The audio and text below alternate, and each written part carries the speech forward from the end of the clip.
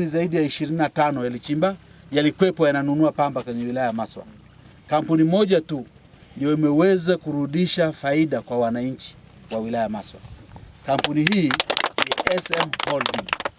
Mimi kwa niaba ya serikali ya Jamhuri ya Muungano wa Tanzania na kwa niaba ya Mheshimiwa Rais Dr. Samia Suluhu Hassan, ninachukua nafasi hii kabisa kuwapongeza SM Holding kwa kazi hii kubwa ambayo wameifanya ya kuunga juhudi za Mheshimiwa Rais za kusaidia wananchi kupata huduma ya maji.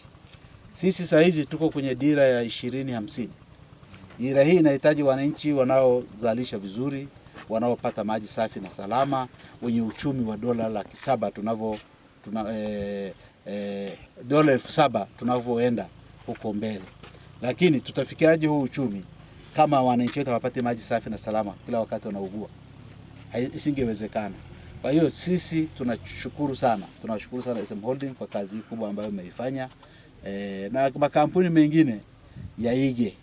Na kwa taratibu za kawaida tu kuna kitu inaitwa Corporate Social Responsibility, CSR.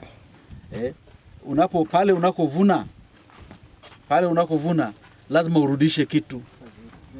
Tunaelewana ndugu zangu? Sasa mara nyingi sana watu wamevuna kwenye pamba, miaka ndio wametajirika, wamejenga magorofa huko, lakini hawajawahi kurudisha kwa mwananchi nje ya ile bei. Tunaelewana? Hawajawahi kurudisha ile faida yake. Huu ni utamaduni wa kawaida, inaitwa royalty. Sangama Rugesha mmekuwa na mchango mkubwa sana wakati wa ununuzi wa pamba wa kampuni ya SM Holding. Mmekuwa mkituchagua sisi kutuuzia pamba yenu. Ndio maana hata sisi katika fikra zetu tulianza na nyie kuwafikiria. Katika wilaya ya Maswa, huu mradi tumeanza na kitu kinaitwa pilot, kwa maana kwamba tumeanza na vijiji vya mfano viwili. Tulianza Sangama Rugesha na Shinyanga Mwenge. Lakini sivyo bahati, Sangama Rugesha pale Shinyanga Mwenge maji hayakupatikana. Sangama Rugesha mkawa na bahati ya kupata maji. Tulivyokosa maji Shinyanga Mwenge, tukahamisha mradi kuupeleka Mwamitumai, kata ya Ipiriro. Kule tukapata maji.